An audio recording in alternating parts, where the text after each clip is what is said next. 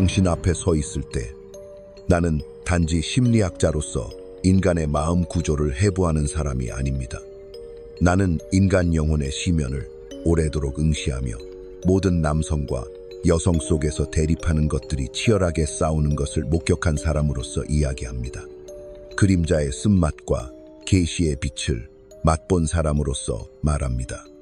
스스로를 공감자라 칭하며 타인의 슬픔을 마치 자신의 것인 양 짊어지는 당신들은 주의 깊게 들으십시오. 내가 지금 당신들에게 전하려는 것은 부드러운 안심이 아니며 심층 심리의 미궁에 대한 나의 가장 깊은 이해에서 비롯된 최후의 경고입니다. 너무 오랫동안 당신들은 감정을 느끼는 자신의 능력을 저주로 잘못 여겨왔고 그 결과 당신들의 빛을 탐하는 이들의 덫에 빠지도록 내버려 두었습니다.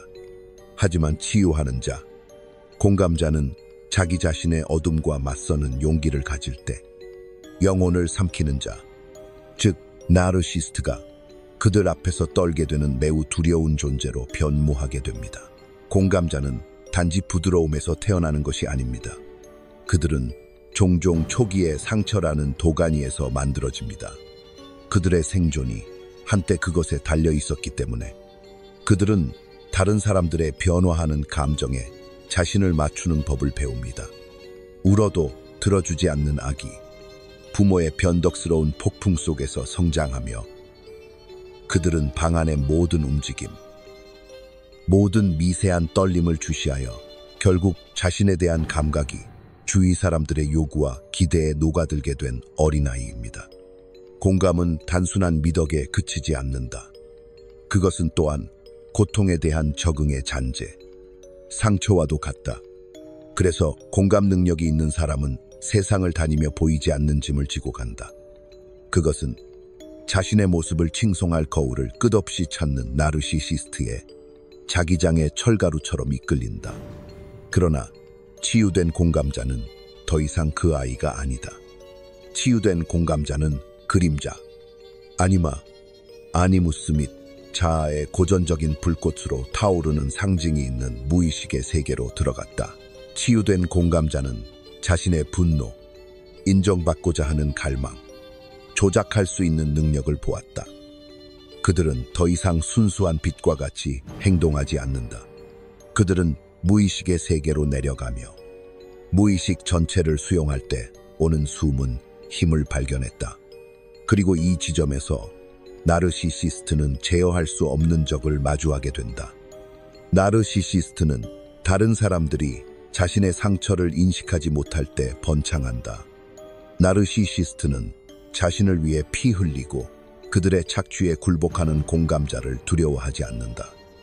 나르시시스트가 두려워하는 것은 자신의 조각들을 모으고 자신의 어둠과 화해하며 더 이상 구조해주거나 구조받을 필요가 없는 그 공감자다. 그런 공감 능력이 뛰어난 사람은 더 이상 그들을 먹잇감으로 만들던 절박한 가용성을 내뿜지 않습니다. 대신 그림자와 빛을 통합한 자의 조용한 주권을 발산합니다. 자아를 구현한 사람입니다.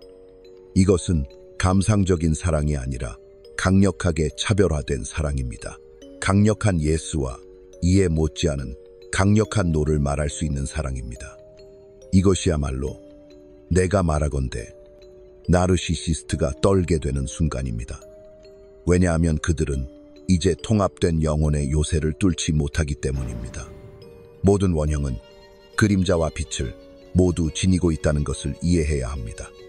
치유자, 상처 입은 치유자도 예외는 아닙니다. 만약 공감 능력이 뛰어난 사람이 치유를 거부하고 계속해서 타인의 고통을 흡수하는 능력으로 자신을 규정짓는다면 그 원형은 그들에 반하여 작용합니다. 그들은 끝없는 희생 속에서 순교의 사이클에 갇히게 되고 비밀스레 자신이 필요로 하는 것을 먹이는 데 집착합니다. 무의식적인 거래는 이렇습니다. 사랑받기 위해서라면 나는 고통받겠습니다. 하지만 그런 사랑은 결코 오지 않습니다. 나르시시스트는 먹이로 삼고 공감 능력자는 비워지며 둘 다 그림자의 춤 속에 계속 엮여 있습니다. 이것이 바로 치유가 선택사항이 아닌 이유입니다. 그것이 자유로 가는 유일한 길이며 힘으로 가는 유일한 길입니다. 끝없는 독성 관계의 무게에 짓눌려 저를 찾아온 한 여자의 꿈을 생각해 보십시오. 그녀는 부서진 거울들로 가득 찬 거대한 성당에 있는 꿈을 꿉니다. 그녀는 그 사이를 걸으며 파편을 주우려다 손을 베입니다. 모든 파편 속에서 그녀는 한때 사랑을 약속했으나 침묵이나 잔인함만 준 남자의 얼굴을 봅니다. 그녀는 부서진 반사상을 붙잡으려 하며 계속해서 피를 흘립니다. 그러다 위에서 목소리가 들립니다. 거울들을 수리하는 것은 당신의 일이 아닙니다. 그녀가 위를 올려다보니 빛과 그림자 모두로 뒤덮인 거대한 형체가 제단의 하나에 깨지지 않은 거울을 가리킵니다. 그녀가 그 속을 들여다보니 그녀의 옛 연인들의 얼굴이 아닌 자신의 얼굴을 봅니다. 나는 그녀에게 말했습니다. 그 꿈은 공감하는 사람의 드라마라고. 당신은 다른 사람들의 부서진 이미지를 모으려는 것을 멈춰야 합니다. 당신의 완전함을 보아야 합니다. 그때서야 끝없이 부서진 환상의 성당에서 벗어나 자유롭게 걸어갈 수 있습니다. 그러므로 나는 당신에게 경고합니다. 치유를 거부하는 공감자는 영원히 자기애적인 사람의 욕망에 사슬로 묶이고 맙니다. 그러나 치유하는 공감자는 자기애자가 두려워하는 존재가 됩니다. 휘어지지 않는 거울, 굴복하지 않는 존재, 삼켜질 수 없는 영혼이 됩니다. 자기애자는 타인의 무의식 속에서만 생존합니다. 명료함으로 보는 사람과 맞서고 두려움 없이 그림자를 지적하며 조작이 나타날 때 움츠러들지 않는 누군가와 마주하게 되면 자기애자는 힘을 잃습니다. 그것은 마치 뱀파이어가 햇빛에 걸려들면서 그 빛 속에서 자신의 공허함과 자신의 욕망, 치유되지 않은 상처를 드러내는 것과 같습니다. 그러나 이 경고는 또한 호출입니다. 당신이 공감적이라고 말하는 것만으로는 충분하지 않으며 당신의 민감함을 훈장처럼 두르는 것만으로도 부족합니다. 의식 없는 민감함은 속박입니다. 그러나 의식과 결합된 민감함은 최고의 형태의 힘이 됩니다. 그것은 알아차림의 힘이며 영혼의 미묘함을 인지하는 동시에 그로 인해 압도당하지 않는 것입니다. 그것은 방에 들어가 그 분위기를 느끼면서도 그 분위기에 지배당하지 않는 능력입니다. 그것은 다른 사람의 혼돈에 녹아들지 않고도 강렬하게 사랑할 수 있는 역량입니다. 이것은 흔히 상상하는 감상적인 공감자가 아닙니다. 이는 전형적인 치유자, 저승을 지나 시야를 가지고 돌아온 주술사입니다. 모든 공감자는 결국 스스로에게 나는 나를 치유하는 것을 피하기 위해 다른 사람을 치유하고 있는가? 나는 대면에 대한 두려움을 감추기 위해 연민을 제공하고 있는가? 나는 나 자신의 상처를 마주하는 것을 두려워해서 다른 사람의 상처와 합치고 있는가? 라는 질문을 던져야 합니다. 이러한 질문들은 편안하지 않습니다. 그것들은 선함과 이타성의 환상을 찢어놓지만 깨어나기 위해서는 필요합니다. 나르시시스트의 가장 큰 무기는 그들의 잔혹함이 아니라 당신의 무의식입니다.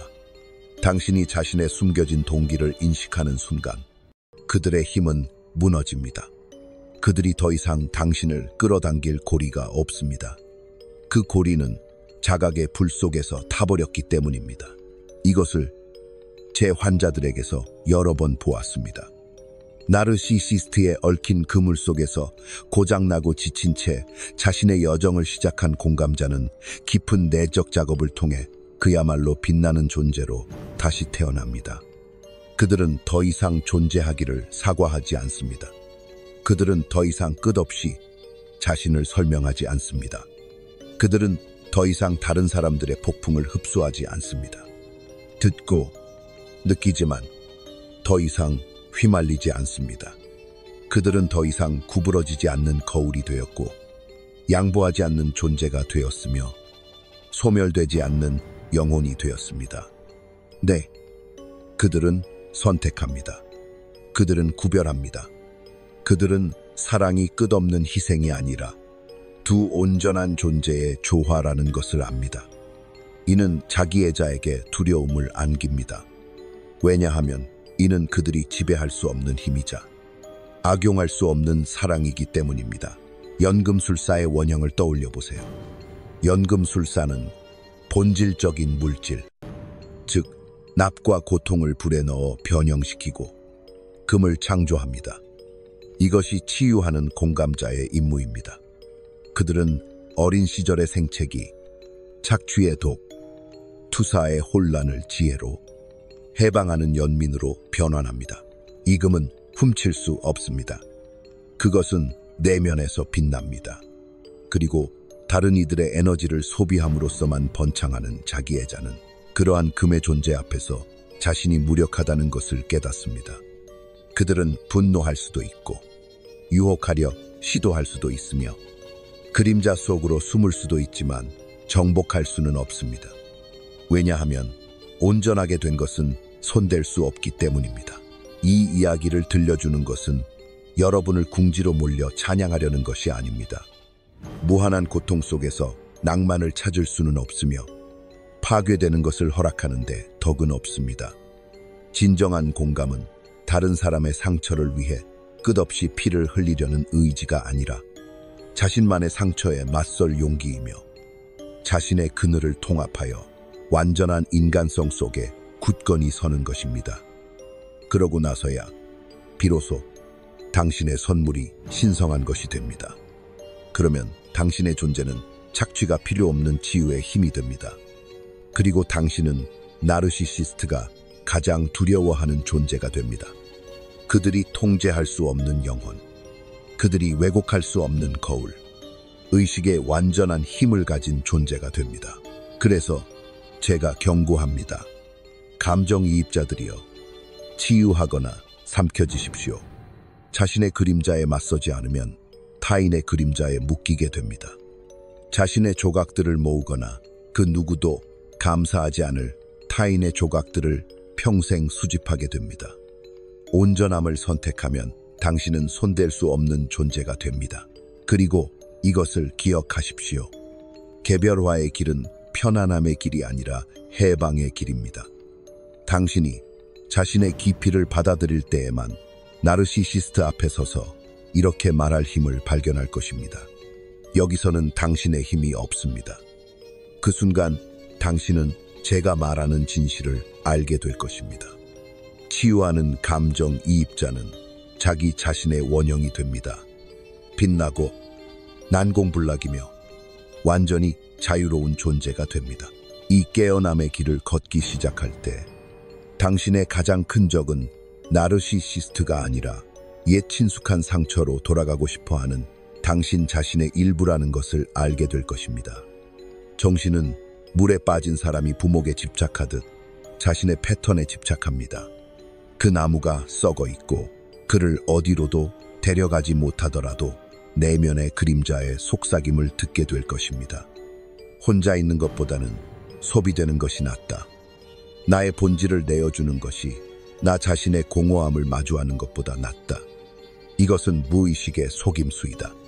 개성화는 불 속으로 걸어들어가 남아있는 것이 무엇인지에 대한 보장이 없음을 요구하기 때문에 무의식은 당신의 파멸이 개성화보다 더 안전하다고 설득한다. 그러나 나는 말한다. 그 불은 오직 환상만을 태워버린다. 나타나는 것은 파멸이 아니다. 당신은 구세주 콤플렉스의 유혹을 깨달아야 한다. 치유되지 않은 많은 공감 능력이 뛰어난 사람들은 타인을 구하는 것에 중독된다. 그들은 치유와 통제를 혼동하고 연민과 소유를 혼동한다. 그들은 동등한 입장으로 관계에 들어가는 것이 아니라 비밀스러운 선교사처럼 자기 자신을 주어진 것으로 여기며 충분히 주고 충분히 고통받고 충분히 참으면 결국 상처받은 타인이 자신이 항상 필요했던 연인, 친구, 부모로 변할 것이라고 믿는다. 이것은 치유가 아니다. 이것은 미덕으로 가장한 그림자이다. 그리고 나르시시스트는 이 갈망을 즉시 인식하는데 이는 자신의 욕망을 반영하기 때문이다. 나르시시스트는 끝없는 숭배를 갈망하고 상처받은 공감력자는 끝없는 숭배를 갈망한다. 함께 그들은 절망에 닫힌 회로를 형성한다. 각자는 상대방의 무의식을 먹여 살린다. 깨어난다는 것은 회로를 끊는 것이다. 꿈의 세계는 종종 깨어있는 삶이 숨기는 것을 드러낸다. 나는 오랜 세월을 잔인한 파트너에게 바쳐 그의 희생이 언젠가 그녀의 마음을 부드럽게 할 것이라고 믿었던 한 남자의 꿈을 기억한다. 그의 꿈에서 그는 어두운 숲속에 있었고 덫에 걸린 멋진 늑대를 보았다. 그는 동물을 풀어주기 위해 다가갔지만 가까이 다가서자 늑대는 돌아서 그의 손을 뼈까지 물었다. 공포에 질려 도망치면서 피를 흘리며 그는 그를 둘러싼 더 많은 늑대들을 발견한다. 그는 이해하지 못한 채 충격을 받고 깨어난다. 나는 그에게 말했다. 늑대는 네 파트너가 아니다. 늑대는 내 본능이다. 너는 그것을 억누르고 길들이고 너의 도덕적 관점에 맞추려고 했다. 하지만 본능은 희생으로 길들일 수 없다. 그 목소리를 부정하면 그것은 너에게 등을 돌린다. 너는 늑대를 통합하고 그와 함께 걷고 그것을 존중해야 한다. 구원을 원하지 않는 것을 되돌리려 하기보다는 나르시시스트는 늑대와 같다. 굶주리고 원초적이며 길들여지지 않은 존재다. 그러나 자연의 늑대와는 달리 나르시시스트의 굶주림은 끝이 없다. 그들을 자신들의 시면에서 구하려 한다면 그들은 너의 영혼이 사라질 때까지 물어뜯을 것이다. 치유는 네 본능을 되찾는 것을 요구한다. 본능 없는 공감은 약점이다. 본능이 있는 공감은 힘이다. 깊이 느끼는 것은 선물이다. 언제 물러서야 할지 아는 것은 지혜다. 이 두 가지가 결합하지 않으면 당신은 영원히 먹잇감이 될 것이다. 나르시시스트는 본능의 부재를 포식자가 두려움을 맞듯이 맞는다. 그러나 당신이 마음과 본능을 모두 지녔을 때, 당신의 감정이 연민이 아니라 통찰력이 될 때, 당신은 손대지 못할 존재가 된다. 전사의 원형은 치유자의 원형과 결합되고, 나르시시스트는 잡아먹을 어린 양이 아닌 길들일 수 없는 사자를 본다. 내가 하는 말을 증오의 부르짖음으로 오해하지 마라. 증오는 단지 또 다른 얽힘의 형태일 뿐이다. 나르시시스트를 증오한다면 당신은 그들에게 얽매여 있는 것이다. 당신의 에너지는 여전히 그들의 궤도에 묶여 있다.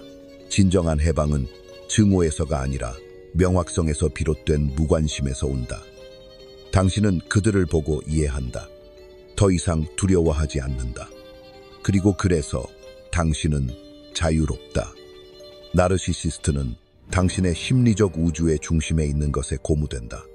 당신이 그 궤도를 벗어나고 당신의 삶이 더 이상 그들의 승인이나 거절을 중심으로 돌지 않을 때 그들의 힘은 사라지고 그들은 분노하며 비난하고 울고 유혹하지만 당신은 흔들리지 않는다. 당신이 차가워서가 아니라 당신이 온전하기 때문이다. 치유하는 공감자는 경계가 벽이 아니라 본질의 표현임을 이해한다. 나무는 자신의 불꽃에 대해 사과하지 않는다. 그것은 왜 뿌리를 내려야 하는지 바람에게 설명하지 않는다. 그저 있는 그대로일 뿐이다. 마찬가지로 당신의 아니오는 얘만큼 자연스러워져야 한다. 이것이 바로 나르시시스트를 공포에 떨게 만드는 것이다. 조작할 수 없는 아니오, 설명하지 않는 아니오, 자기 자신의 뿌리를 둔 아니오.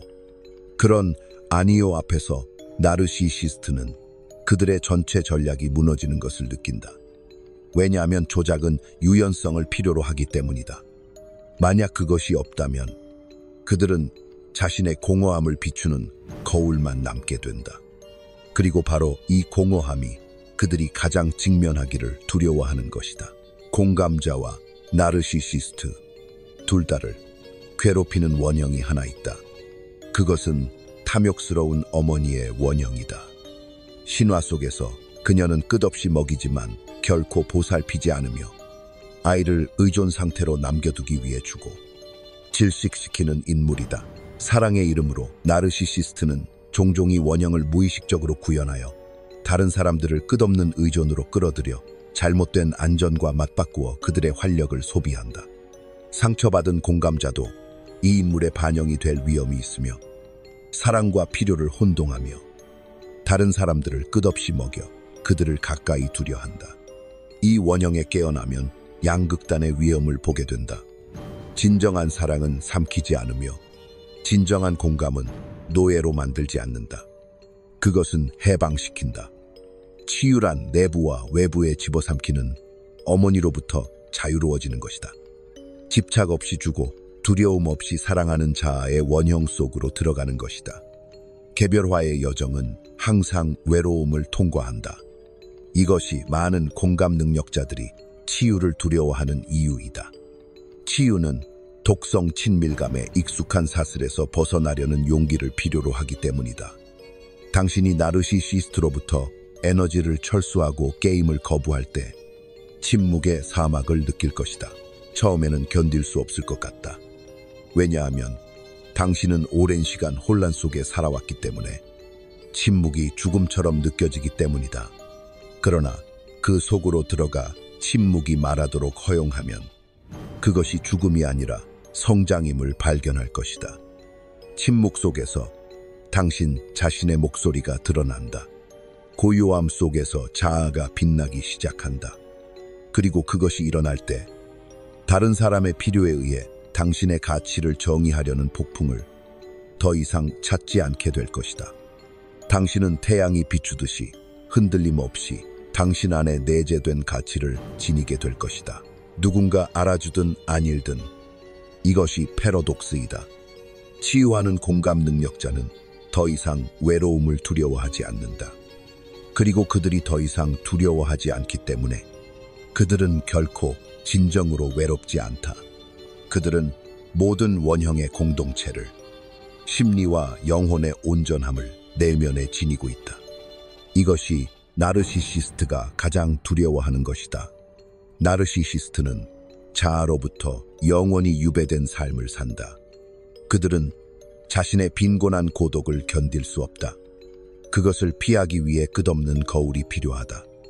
그러나 그들이 더 이상 고독을 두려워하지 않는 자, 자신 안에서 평화를 찾은 자를 마주할 때 그들은 자신이 유배되어 있다는 진실과 맞닥뜨리게 된다.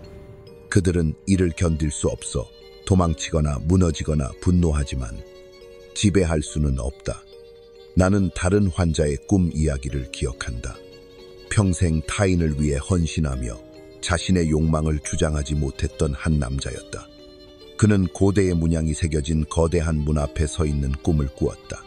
그 문 뒤에는 거대한 보물이 있음을 알았지만 길을 막고 있는 얼굴 없는 거대한 인물이 무릎 꿇어야 지나갈 수 있다고 요구했다. 그는 두려워 거의 굴복할 뻔했으나 그 순간 무언가가 그 안에서 솟아올랐다. 그는 당당히 서서 말했다. 나는 무릎 꿇지 않겠다. 그 보물은 정당히 내 것이다. 그 순간 얼굴 없는 사람이 연기로 변해 사라지고 문이 열렸다. 그 안에는 금은 없었지만 그를 빛으로 가득 채운 타오르는 태양이 있었다. 나는 그에게 말했다. 이것이 당신의 치유입니다. 얼굴 없는 사람은 굴복을 요구하는 내면화된 나르시시스트이다. 보물은 당신 자신이다. 당신이 무릎 꿇기를 거부하고 당신의 존재 권리를 주장할 때 문이 열리고 그 빛을 다시는 빼앗기지 않는다. 이것이 최종 경고입니다.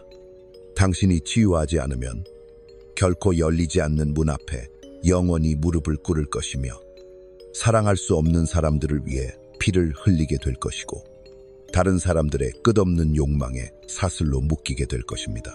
그러나 치유하면 당신은 일어나고 주장하고 자기 자신의 광채로 들어가는 문을 걸어가게 될 것입니다. 그리고 그 광채 속에서 자기의 자는 더 이상 지배력을 갖지 못합니다. 그들은 당신의 태양빛 속에서 작고 무의미한 그림자로 지나갈 뿐입니다. 이 변형의 힘을 과소평가하지 마십시오. 세상은 자신의 힘을 깨닫지 못한 채 사냥감으로 사는 사람들로 가득 차 있습니다. 그러나 당신은 원한다면 전세를 뒤집는 전형이 될 수 있습니다. 치유하고 온전함의 거울로 서며 결코 삼켜질 수 없는 공감자가 될 수 있습니다. 그리고 이것이야말로 자기의 자들이 가장 두려워하는 것입니다. 우리가 치유에 대해 말할 때 표면적인 위안이나 외적 생활에 대한 예의 있는 조정을 말하는 것이 아닙니다. 우리는 깊은 연금술적 과정, 꿈과 그림자의 신들이 존재하는 무의식으로의 하강을 말하고 있습니다. 그곳에서 전형들은 그들의 영원한 패턴 안에서 움직입니다. 치유란 숨겨진 것을 직면하고 억압된 것을 끌어올리며 부정된 것을 통합하는 것입니다. 공감자에게 이것은 그들의 공감의 그림자를 직면하는 것을 의미합니다. 이 대면에서 길은 가장 위험해집니다. 당신이 미덕으로 여겼던 것이 당신의 감옥이 될 수도 있습니다. 당신이 자신에게서 두려워했던 것이 해방의 열쇠가 될 수도 있습니다. 공감자의 그림자는 많은 사람들이 생각하듯 잔인함이 아니라 필요이다. 그것은 사랑받고자 하는 절망적인 갈망이며 이를 이타심으로 가장한다. 자신의 존재가 필수적임을 이해하는 사람, 짐을 지는 사람, 치유하는 사람임을 은밀히 자부심으로 삼는다. 이 때문에 공감자들은 종종 나르시시스트에게 얽매인다. 나르시시스트의 과대망상은 공감자의 봉사 욕구를 채워준다. 공감자의 자기 포기는 나르시시스트의 지배 욕구를 채워준다. 각각은 치유되지 않은 상처의 중력에 이끌려 서로에게 끌린다. 이것은 사랑이 아니라 그림자들의 충돌이다. 깨달음은 이러한 역학을 인식하는 것이다. 자신의 연민 또한 일종의 통제였음을, 끝없는 희생을 제공하여 애착을 보장하는 방법이었음을 인정하는 것이다. 이 진실에서 물러서지 마라. 자신의 그림자를 본다는 것은 자신을 비난하는 것이 아니라 온전해지는 것이다. 자신의 주는 행위가 때때로 두려움의 가면이었다는 것을 알게 되었을 때 당신은 줄어들지 않고 해방된다. 다른 사람을 당신에게 묶어두려는 무의식적 필요 없이, 숨은 동기 없이 자유롭게 줄 수 있게 된다. 이것이 치유하는 공감자이다. 공감을 버리는 것이 아니라 그것을 정화하고 그림자를 태워버려 본질만 남게 한다. 그리고 이 정화된 공감은 강렬하고 분명하여 나르시시스트가 견딜 수 없다. 나르시시스트는 무의식적인 거래에서 번성하고 더 이상 거래가 없을 때 그들은 자신의 공허함 속에 홀로 남게 된다. 아니마와 아니무스의 원형을 고려해 보십시오. 각 남성 안에는 여성적인 영혼의 이미지인 아니마가 존재하고 각 여성 안에는 남성적인 대응체인 아니무스가 존재합니다. 통합되지 않았을 때 이러한 원형들은 외부로 투사되어 서로에게 갈망과 실망의 패턴으로 얽히게 됩니다. 치유되지 않은 공감자인 경우 종종 그들의 아니마나 아니무스를 자아 도취적인 사람에게 투사하여 그 안에서 완성의 약속을 봅니다. 자아도취자는 공감자의 아직 살아보지 못한 깊이를 위한 그릇이 되어 빛나고 필요해 보이지만 동시에 삼켜버리는 존재가 됩니다. 그러나 공감자가 치유되고 내면의 남성성과 여성성을 통합하며 그들 스스로 내면의 반대의 통합을 받아들일 때 더 이상 바깥의 완성을 투사할 필요가 없습니다. 더 이상 부족하다고 느끼는 부분을 자아도취자가 반영할 필요가 없습니다. 그들은 스스로 아니마와 아니무스의 결혼을 내포하고 있습니다. 이 내면의 결합은 온전함으로 빛납니다. 그리고 이 온전함이 자아도취자를 가장 두렵게 만드는 것입니다. 자아도취자는 투사의 화면이 됨으로써 생존합니다. 그들은 매력으로 눈부시게 하고 강렬함으로 유혹하며 무의식이 갈망하는 것을 약속합니다. 당신의 투사를 회수하고 나르시시스트로부터 그것을 철회하여 당신 자신의 영혼 안에 있는 인물들을 포용할 때 그들의 환상은 산산이 부서집니다. 그들은 더 이상 빌린 빛으로 당신을 유혹할 수 없습니다. 왜냐하면 당신에게는 자신만의 빛이 있기 때문입니다. 그들은 더 이상 거짓된 약속들로 당신을 묶어둘 수 없습니다. 왜냐하면 당신은 내면에 대립된 것들의 결합을 발견했기 때문입니다. 그렇게 해서 그들은 그들의 힘을 잃게 됩니다. 그들은 진짜로 공허하고 연약하며 두려움에 떨고 있는 모습으로 드러나게 됩니다. 환자가 꿈에서 본 환상을 이야기해드리겠습니다. 그녀는 거대한 조각상 홀에 있는 꿈을 꾸었습니다. 그 조각상들은 각각 그녀의 과거에서 온 인물들을 나타내고 있었습니다. 부모, 연인, 친구들, 한 조각상이 그녀에게 헌신을 요구하며 그녀의 빛을 그들에게 부어주도록 그녀를 끌어당겼습니다. 그녀는 마지막 조각상, 금빛으로 둘러싸인 거대한 형상에 도달할 때까지 따랐습니다. 그녀가 무릎을 꿇었을 때 그 얼굴이 비어있는 것, 뒤에 아무것도 없는 가면이라는 것을 깨달았습니다. 두려움에 휩싸인 그녀는 가면을 벗겨냈고 그 뒤에는 자신의 모습이 비치고 있었습니다. 그 순간 모든 조각상들은 먼지로 산산이 부서졌고 그녀는 홀로 빛으로 빛나며 서 있었습니다. 이 꿈은 투사의 진실을 드러냅니다. 당신이 다른 사람들에게 숭배하는 모든 것, 당신이 두려워하는 모든 것은 내면에 존재하는 것의 거울입니다. 당신이 그것을 회수할 때 거짓된 우상들은 무너지고 당신은 자신의 신성을 발견하게 됩니다. 이 회복은 개성화의 본질입니다. 그것은 당신이 다른 사람들을 맴도는 한 조각이 되는 것을 멈추고 자신 안에서 완전한 중심이 되는 과정입니다. 그리고 공감 능력이 뛰어난 사람에게 개별화는 더 이상 타인의 필요에 의해 자신을 정의하지 않는 것을 의미합니다. 이는 더 이상 타인의 갈증에만 존재하지 않는다는 것을 의미합니다. 이는 결핍에서가 아닌 충만에서 흘러나오는 자비가 있는 자기 자신만의 중심으로 발을 내딛는 것을 의미합니다. 이 상태에서는 구해주어야 할 필요가 없습니다. 통제할 필요도 없습니다. 없어서는 안 될 존재가 될 필요도 없습니다. 당신은 그저 존재할 뿐입니다. 그리고 당신의 존재 자체가 치유가 됩니다. 왜냐하면 그것은 어떠한 요구도 담고 있지 않기 때문입니다. 이것이 치유된 공감자가 무적이 되는 이유입니다. 그들은 자기애적 권력이 의존하는 무의식적인 계약에서 자유롭습니다. 자기애자는 온전함을 두려워합니다. 그들은 자신감이 넘치고 심지어 전능해 보일 수도 있지만 그들의 과대함 속에는 분열된 자아, 고통을 피하기 위해 우월감의 가면을 쓴 채 자신을 차단시킨 연약한 아이가 존재합니다. 그들은 타인의 투사에 기생하며 아직 그 빛을 되찾지 못한 이들의 빛을 흡수함으로써만 살아남습니다. 그러나 치유된 공감자를 만났을 때 그들은 투사하지 않고 양보하지 않으며 스스로를 포기하지 않는 존재와 맞닥뜨리게 됩니다. 그들은 자신의 공허함이라는 참을 수 없는 거울을 마주하게 됩니다. 그리고 이것이 그들이 당신을 두려워하는 이유입니다.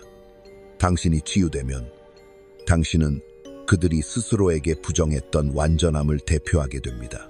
당신은 치유가 가능하다는 살아있는 증거이며 가면은 불필요하고 자기 자신은 무의식 속으로 내려가 돌아오는 용기를 가진 모두를 기다리고 있다는 것을 보여줍니다. 그러나 기억하십시오. 개별화의 길은 개인적일 뿐만 아니라 집단적이기도 합니다. 치유된 공감자는 집단의 정신 치유에 기여합니다. 자아도취자는 이미지보다 본질을, 깊이보다 권력을, 창조보다는 소비를 숭배하는 문화의 증상에 불과하지 않습니까? 우리는 자아도취의 시대에 살고 있으며 여기서 가면이 얼굴보다 더 실제하는 시대에 살고 있습니다. 인정의 갈망이 사회를 이끌어가고 치유되지 않은 공감자는 이 문화의 완벽한 연료가 됩니다. 끝없이 주고, 끝없이 희생하고, 끝없이 소모됩니다. 그러나 치유된 공감자는 혁명적인 힘이 됩니다. 그들은 착취의 기계장에서 에너지를 철회하고 소비되지 않기로 결심합니다. 가면의 세계에서 진실성을 발산합니다.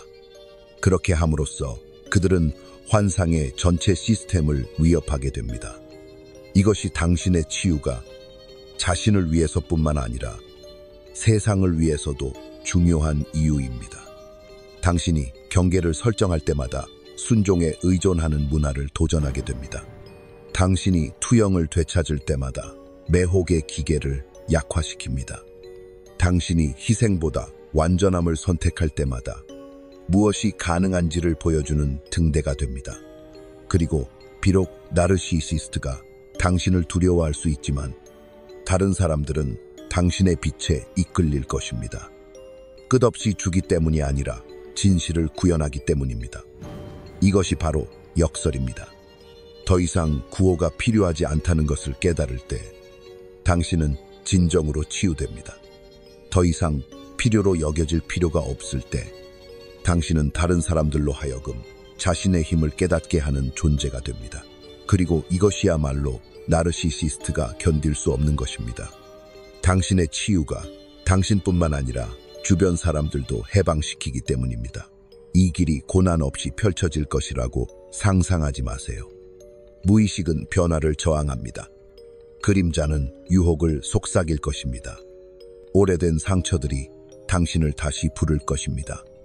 당신은 과거의 재단 앞에 무릎을 꿇을지 시험받을 것입니다. 하지만 매번 온전함을 선택할 때마다, 스스로를 배신하지 않을 때마다 당신 안에 자아의 존재가 강화됩니다.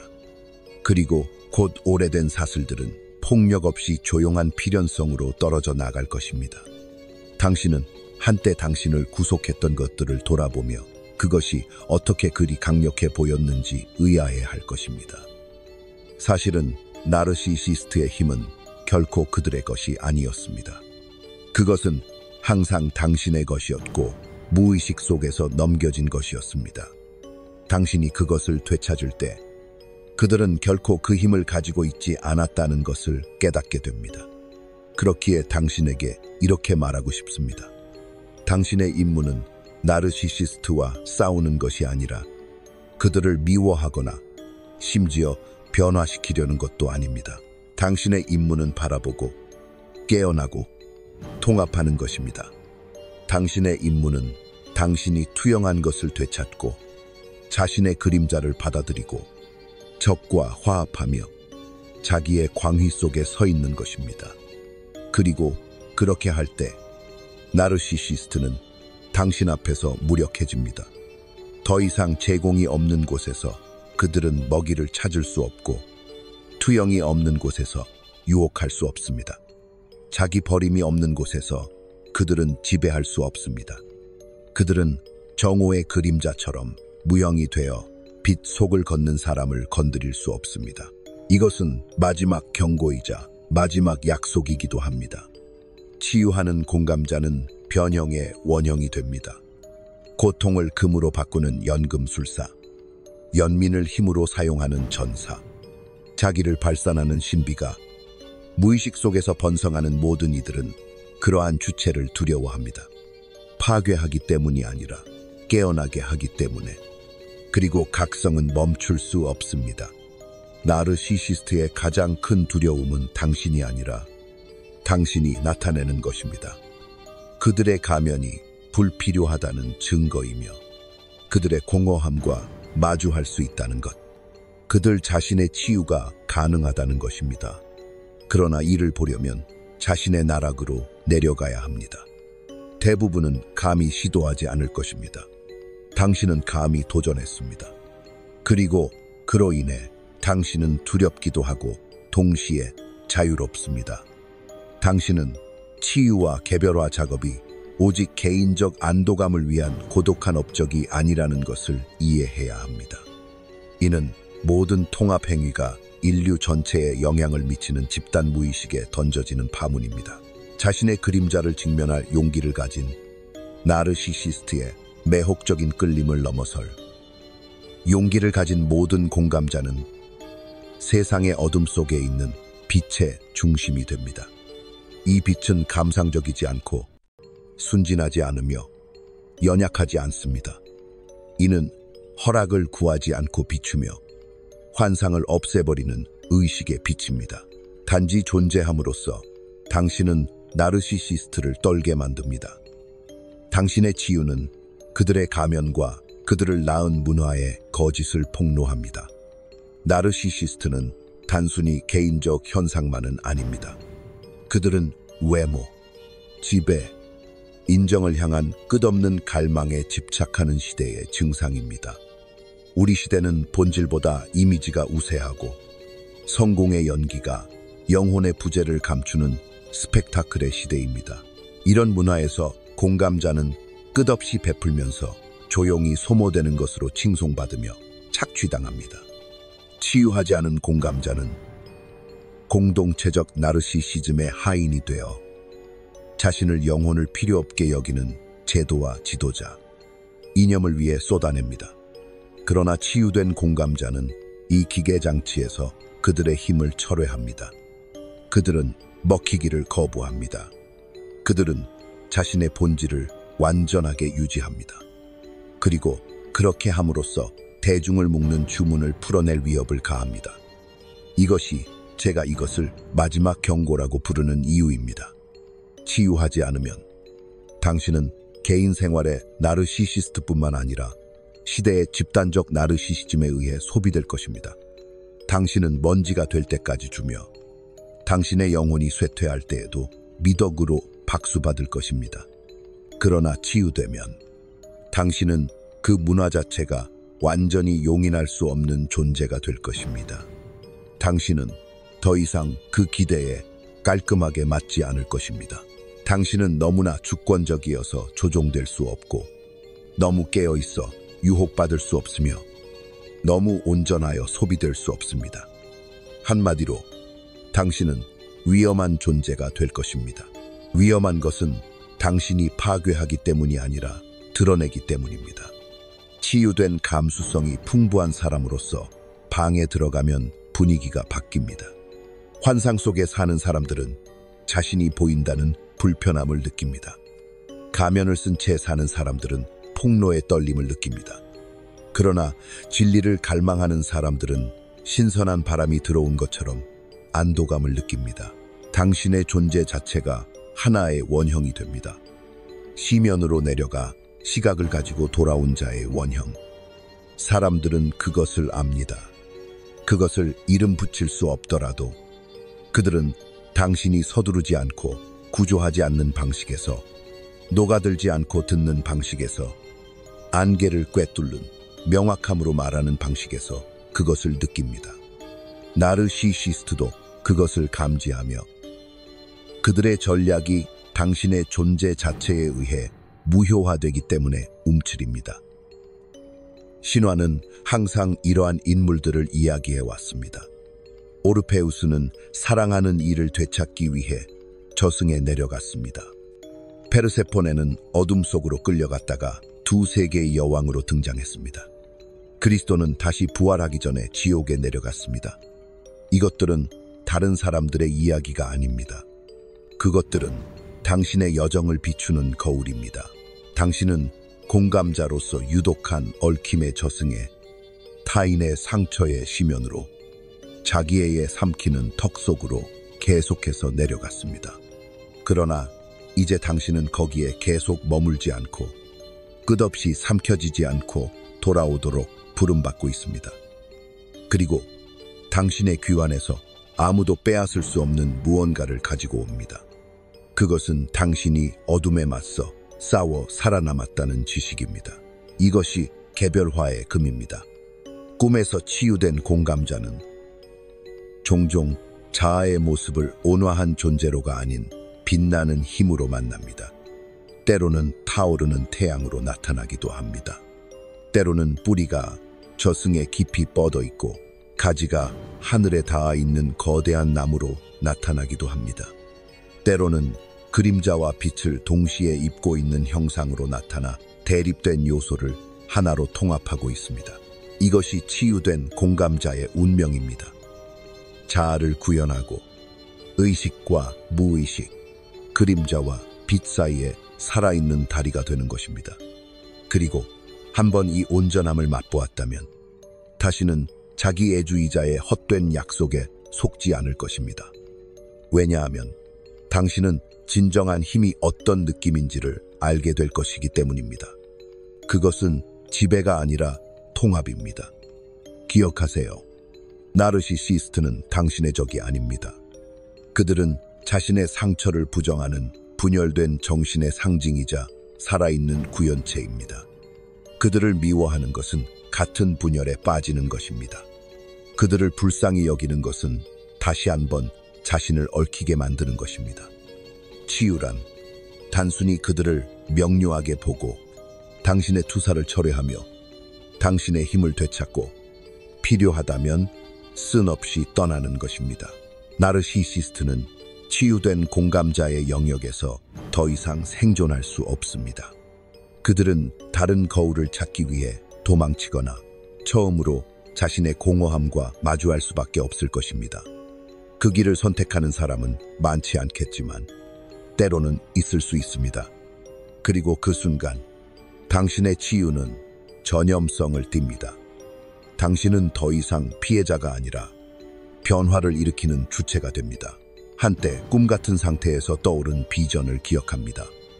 나는 깨진 가면들로 뒤덮인 광활한 전쟁터를 보았습니다. 그것들은 스스로를 마주할 수 없었던 사람들이 썼던 빈 껍질로 산산이 부서져 있었습니다. 그 광야 위를 걷는 빛의 존재들은 감상적인 밝음이 아닌 의식의 변함없는 불꽃으로 빛나고 있었습니다. 그들은 각각 그림자의 지식을 눈에 담고 있었고 대립하는 요소의 통합을 지닌 채 존재하고 있었습니다. 그들이 어디를 걷던 가면은 녹아내리고 환영은 사라지며 진실은 마치 돌을 뚫고 자라는 풀처럼 드러났습니다. 이제 말하건대 이 비전은 환상이 아닙니다. 그것은 충분히 많은 공감자들이 치유하기 위해 감히 나설 때 기다리는 미래입니다. 치유된 공감자는 단순히 개인이 아닙니다. 그들은 분열을 온전함으로 환상을 진실로 대체하는 새로운 존재 방식의 전령입니다. 이 길이 당신을 고통에 대해 무적이게 만들 것이라고 생각하지 마세요. 당신은 여전히 느낄 것이고 아마도 그 어느 때보다 깊게 느낄 것입니다. 그러나 더 이상 빠져들지 않을 것입니다. 당신은 여전히 사랑할 것이지만 당신의 사랑은 더 이상 당신을 노예로 만들지 않을 것입니다. 당신은 여전히 그림자를 만날 것이지만 그것을 더 이상 자신의 것으로 착각하지 않을 것입니다. 그리고 이 자유 속에서 당신은 생존을 넘어서는 무언가를 발견할 것입니다. 당신은 창조를 발견할 것입니다. 치유된 공감자는 단순히 자신을 보호하는 것이 아닙니다. 그들은 새로운 생명을 탄생시킵니다. 그들은 글을 쓰고 건설하고 가르치고 양육하며 공동체를 창조하고 비전을 엮습니다. 그들의 에너지는 더 이상 나르시시스트에게 빼앗기지 않습니다. 그것은 자기 자신과 더 부합하는 세상을 형성하는 데로 향합니다. 그리고 이로써 그들은 그들의 가장 깊은 운명을 이룹니다. 마지막으로 한 번 더 말합니다. 치유하세요. 그러면 당신은 나르시시스트가 가장 두려워하는 존재가 될 것입니다. 파괴자가 아니라, 복수자가 아니라 왜곡되지 않는 거울이 되고 집어삼킬 수 없는 존재가 되고 자신으로서 온전하게 빛나는 영혼이 될 것입니다. 당신은 폭력이 아닌 진실로, 증오가 아닌 명료함으로, 거절이 아닌 주권에서 비롯된 무관심으로 그들을 두려움에 빠뜨릴 것입니다. 그리고 이 두려움을 넘어서 당신은 다른 사람들을 깨우게 될 것입니다. 당신은 집단적인 변화를 가져올 것입니다. 자신의 상처를 지혜로 승화시킨 상처받은 치유자의 원형을 구현하게 될 것입니다. 지체하지 마십시오. 시간은 짧고 세상은 그런 존재를 갈망하고 있습니다. 당신이 매일 무의식 속에 갇혀 있는 동안 자기 애자는 번성합니다. 매일 당신이 자신을 되찾을 때마다 그들의 지배력은 약해집니다. 당신은 단지 생존하거나 탈출하기 위해서가 아니라 당신의 온전함을 구현하기 위해 부름받았습니다. 그 속으로 들어가 그것을 주장하고 그것이 되십시오. 치유하는 공감자는 시대의 어둠 속으로 횃불을 들고 들어가는 사람이며 그들의 빛 속에서 모든 허위가 떨립니다. 이것이 나의 마지막 경고입니다. 그리고 나의 마지막 선물은 당신이 잃을까 두려워했던 그 힘은 항상 당신의 것이었고 당신이 기억하기를 기다리고 있었다는 지식입니다. 그리고 당신이 기억하고 일어나고 자기 자신의 온전함 안에서 걸을 때 당신은 내가 말한 진실을 보게 될 것입니다. 치유하는 공감자는 자기 애자의 가장 큰 두려움일 뿐만 아니라 인류의 가장 큰 희망이 됩니다.